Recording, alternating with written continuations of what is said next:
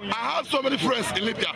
They told me that they cannot speak because the Gaddafi have killed their cousins and uncles.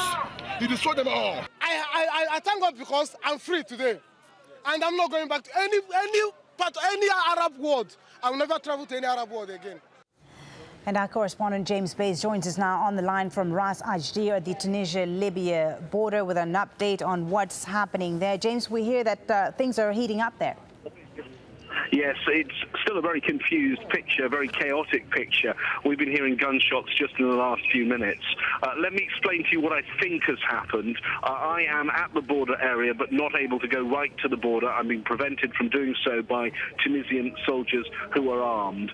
We were in a transit camp about 5 kilometers away when trouble broke out here at the border area. What we understand the situation is that many Libyans were trying to cross the border, and many people from Libya were trying to cross the border. They overwhelmed the Tunisian staff at the border, and at the same time, another report from the Tunisian army is that local people, local Tunisians from the town of Ben Garden had arrived here at the border area. They are getting fed up with the arrival of so many people from Libya, particularly the Egyptians, and they started staging a demonstration. There was scenes of chaos, scenes of some battles between the two sides, and the army now have intervened. The army stopping anyone going right to the border right now, and I've watched them beating some of the Egyptians with sticks. I've watched them fire in the air close to the Egyptians to try and scare them away. The army look very nervous and seem ready to use force to stop any further problems at this border area right now. All right, certainly a very worrying situation. James Bays in Ras AlJazeera at the Libya-Tunisia border. Thank you very much indeed for that update.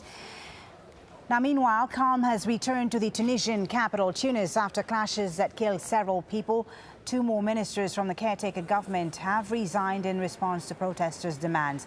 It was the worst violence since former President Zine El Abidine Ben Ali stepped down on January 14th. And right groups Amnesty International has released a report documenting human rights abuses during the revolution.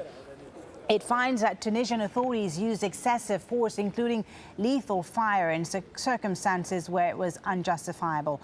And it concludes that torture and other ill treatment appeared to be widespread and systematic across the country. It calls on Tunisian authorities to immediately end impunity for human rights abuses and to allow an independent and transparent investigation by the commission they set up after the revolution. In Zimbabwe, anti-government protesters have called on people to join a million-citizen march demanding President Robert Mugabe step down. But few appear to have turned out. In recent days, more than 40 opposition activists who met to discuss the uprisings in North Africa have been arrested and charged with treason. Jonah Hall reports from neighbouring South Africa. Munyaradzi Gwizai is a former opposition member of Zimbabwe's parliament and the man who convened a meeting last Saturday in Harare to discuss the uprisings in North Africa. Gwizai and 45 others were arrested, allegedly tortured. They now face a charge of treason that carries the death penalty. He obviously would like another government to rule the country, so that's not a secret. But I think, yeah, these are intellectuals, these are community workers, these are not people that are any threat. So this is it's paranoia, it's simple paranoia. With Gwizai and his fellow alleged plotters behind bars, President Robert Mugabe celebrated his 87th birthday in traditional style. In this, his 31st year in power, not many Zimbabweans are celebrating. Some talk quietly of insurrection. But with past elections marred by violence and so many among the youth and educated middle classes having fled, it's unclear where change will come from. Perhaps from outside. The owner of a leading newspaper in neighbouring South Africa is Zimbabwean Trevor Nkube. In a recent editorial, he called on Zimbabweans to become their own liberators. Welcome. There comes a time when that fear that plays at the back of your mind faces the reality of your oppression, and you cross the line and you say, yes, these are the possibilities that might be visited upon me, but I, as a human being, deserve a better life. Here in South Africa, where Zimbabweans have come to find work or safety in their many hundreds of thousands, there's fairly open talk about what events up north could mean for Zimbabwe. But it's talk in small pockets, far from home, without cohesion or momentum. An email doing the rounds inside and outside Zimbabwe calls for a million-citizen march in Harare on Tuesday. It's linked to a Facebook page which only has about 230 members. What could be a sign of online activism is instead greeted with skepticism. Some believe it's the work of the security services, designed to lure activists onto the streets to be arrested. It's the sort of suspicion, laced with fear, that makes any substantial challenge to Mugabe's rule seem unlikely for now. Jonah Hull, AlJazeera, Johannesburg. India has sentenced 11 men to death for an arson attack on a train that led to massive communal riots. Another 20 people have been jailed for life. 59 passengers, most of them Hindu, died in the 2002 train fire in Gujarat state. Politicians blamed Muslims, sparking riots that left up to 2,000 dead. All the suspects are Muslims, and some relatives say they were set up for political reasons. New Zealand has marked a week since the magnitude 6.3 earthquake hit the city of Christchurch. The country observed 2 minutes of silence to mark the occasion. More than 150 people from 20 nations have been confirmed dead, but officials say the death toll may be as high as 240. And the German defense minister has resigned over a plagiarism row. Karl Theodor Zuhl Gutenberg stepped down after he was allegedly found to have copied large parts of his doctoral thesis.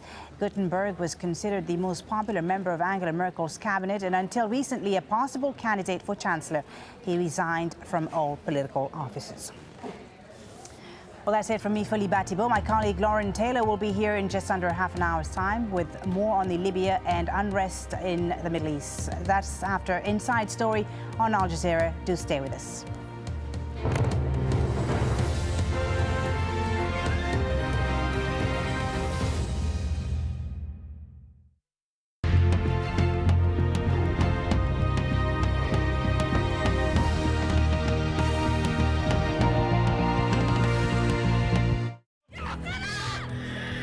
World powers urged to take action over mounting abuses of human rights in Libya as the country's embattled leader fights for his future.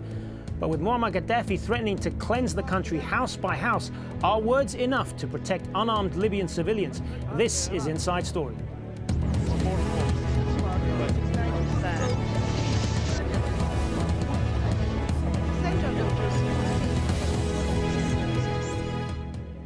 Hello and welcome to the programme. I'm Hazem Sika. On Saturday, the UN Security Council voted unanimously to impose financial sanctions and refer Libya to the International Criminal Court. And in an attempt to strengthen this decision, foreign ministers met in Geneva on Monday at a UN Human Rights Council to discuss the future of Libya. But also on the agenda, what action should be taken against Gaddafi and his regime for human rights violations against the Libyan people. Well, Catherine Ashton, the European Union Foreign Policy Chief, said accountability in Libya was a must. We condemn the grave human rights violations being committed in Libya.